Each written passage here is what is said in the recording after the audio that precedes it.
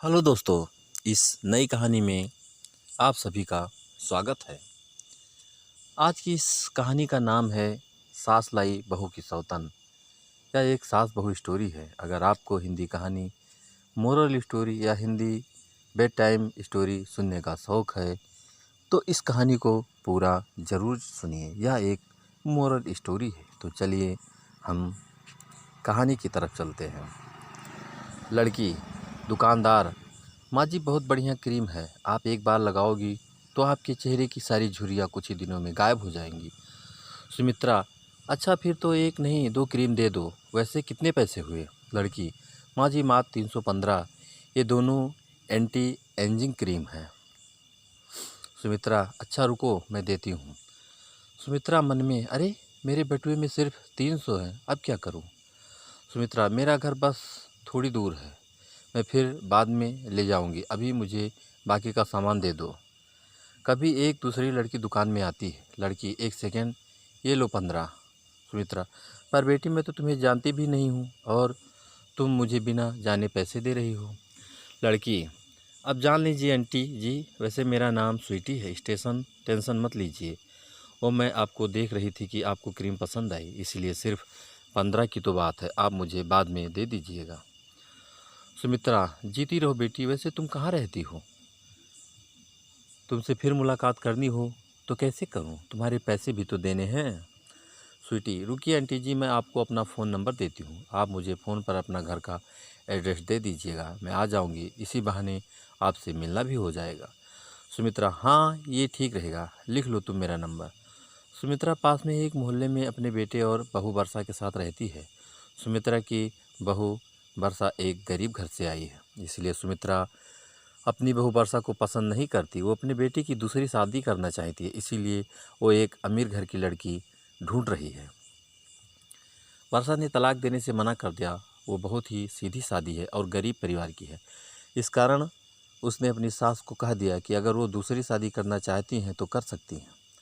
उसे तो बस अपने पति के घर में रहना है, चाहे जैसे मर्जी रहे। उसकी मजबूरी है कि वो उस घर को छोड़कर नहीं जा सकती। इस घर के सिवा वो आखिर कहाँ जाएगी? इसी मजबूरी में वो अपने दिन काट रही है। सुमित्रा, वर्षा, वर्षा मेरी मेहमान आने ही वाली होगी, जल्दी से गरम गरम पनीर और आलू के पकौड़े तैयार कर। वर्षा, माँ जी कौन आने वाला है? फ़ोन तो किसी का नहीं आया। सुमित्रा, है कोई? तुझे क्या मतलब, तुझे जितना कहा उतना कर। सुमित्रा, रवि बेटा थोड़ी देर से ऑफिस चले जाना, मुझे तुम्हें किसी से मिलवाना है। रवि, मुझे पता है माँ, तुम फिर से शुरू हो रही हो, कोई ना कोई लड़की ही होगी, मैंने तुम्हें कितनी बार मना करा है कि मुझसे दूसरी शादी नहीं करनी। सुमित्रा, तू पहले ही अशुभ बातें निकाल दे अपने मुंह से। अगर तूने दूसरी शादी के लिए मना किया ना तो मैं अपनी जान दे दूंगी। तू अपनी माँ को चाहता है या नहीं? अभी सुमित्रा बात कर ही रही थी कि तभी स्वीटी आ जाती है। स्वीटी, नमस्ते आंटी जी, कैसी हैं आप? सुमित्रा, अरे आओ आओ बेटी, घर ढूंढने में कोई परेशानी तो नहीं हुई? स्वीटी, नहीं नहीं आंटी जी, मैंने अपनी गाड़ी बाहर गेट के पास ही पार्क कर दी है, कोई परेशानी तो नहीं है ना? सुमित्रा, अरे नहीं नहीं, परेशानी की क्या बात है, आओ बैठो। सुमित्रा, रवि बेटा ये स्वीटी है, बहुत ही प्यारी बच्ची है। सुमित्रा स्वीटी के साथ बहुत मीठी मीठी बातें करती है। ऐसे ही अक्सर सुमित्रा स्वीटी को घर बुला लिया करती थी या फिर रवि के साथ उसके घर मिलकर आ जाती थी। रवि मजबूर था, अगर वो इन सब के लिए मना करता तो सुमित्रा अपने आप को कुछ कर लेती। एक दिन वर्षा, सुनो, मैं यही कहूँगी, अगर माँ जी को कुछ हो गया तो हम दोनों जिम्मेदार होंगे। आप स्वीटी से शादी के लिए हाँ कर दो, माँ जी अपने आप ही स्वीटी से बात कर लेंगी। स्वीटी फिर शादी के लिए जल्दी ही हाँ कर देती है। स्वीटी, आंटी जी मैं जानती हूँ आप वर्षा के घर में रहने से खुश नहीं हो, पर आप चिंता मत करो, मेरे पास बहुत पैसा है, हम दोनों खूब ऐशो आराम से रहेंगे, खूब मज़े करेंगे। सुमित्रा, पर एक शर्त है, अब से तुम मुझे आंटी जी नहीं माँ जी कहोगी। रवि और स्वीटी की शादी हो जाती है। सुमित्रा अपनी बहू वर्षा के लिए सौतन ले आती है। जैसा सुमित्रा ने सोचा था वैसा बिल्कुल भी नहीं हुआ। स्वीटी ने तो आते ही अपना रंग दिखाना शुरू कर दिया। स्वीटी, अरे ये घर घर अभी तक गंदा क्यों पड़ा है? क्या यहाँ पर कोई काम वाली नहीं है? वर्षा, नहीं स्वीटी, घर की साफ़ सफाई का सारा काम मैं खुद ही करती हूँ। स्वीटी, तो माँ जी आप क्या कर रही हैं? मेरी सहेलियाँ किसी किटी पार्टी के लिए आने ही वाली होंगी, माँ जी को कहो वो तुम्हारा काम में हाथ बटाएं ताकि काम जल्दी हो सके। वर्षा, मैंने माँ जी से कभी कोई काम नहीं करवाया। उनकी उम्र तो देखो, वह इस उम्र में घर का काम कैसे कर सकती हैं? तुम चिंता मत करो, मैं अकेले कर दूंगी। स्वीटी, वो तो क्या आराम से बैठ के रोटियां तोड़ने के लिए है? वो मैं उन्हें बुलाती हूँ।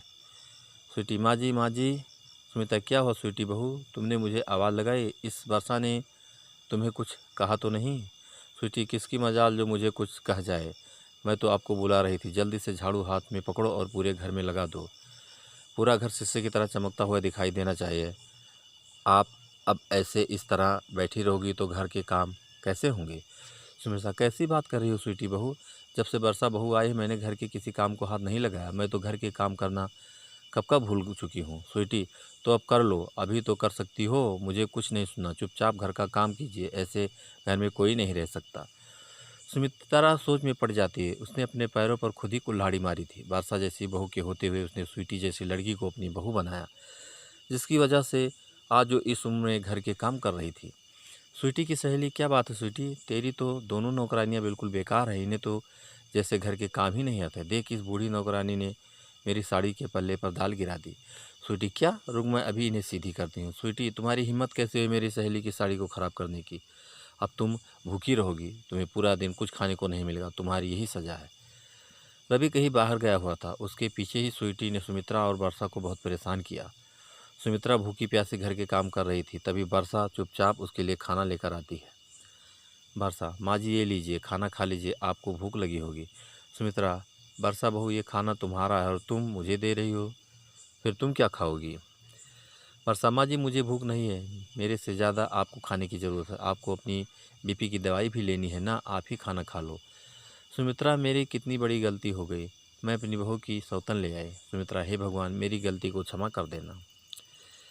सुमित्रा, वर्षा बहू तू चिंता मत कर, अगर गलती मैंने की है तो मैं ही सुधारूंगी। मैं स्वीटी को घर से निकलवा कर ही दम लूँगी। स्वीटी सुमित्रा की बातें सुन लेती है और गुस्से में आ जाती है। स्वीटी, क्या कहा? मुझे घर से निकलवा दोगी? मैं तुम दोनों को ही इस घर से निकाल कर बाहर फेंक दूंगी। ये घर मेरा है। अब मैं यहाँ और रवि रहेंगे। हम दोनों पति पत्नी के सिवा यहाँ कोई नहीं रहेगा। निकलो यहाँ से दोनों बाहर, इससे पहले कि रवि आए। मैं तुम्हारी शक्ल नहीं देखना चाहती। निकलो बाहर, निकलो।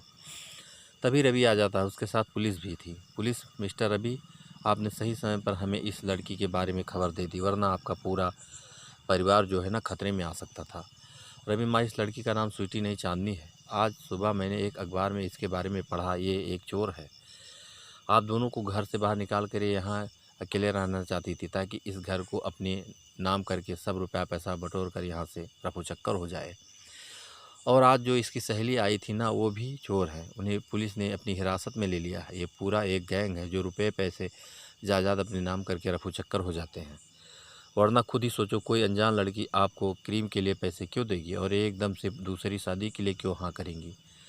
माँ, तुमने बहुत ही बड़ी गलती कर दी। वो तो अच्छा हुआ कि मेरी और स्वीटी की शादी लीगल नहीं है और पुलिस के पास इसका रिकॉर्ड नहीं है, वरना तुम्हारी इस गलती की वजह से मैं जेल भी जा सकता था।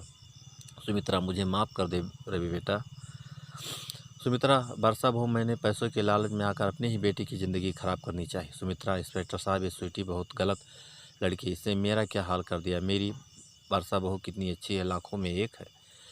बड़ी आई थी मेरी वर्षा बहू और मुझे घर से निकालने वाली। अब तू जेल की सलाखों के पीछे जा, सज़ा भुगतेगी ना, तब मेरे कलेजे को ठंडक पड़ेगी।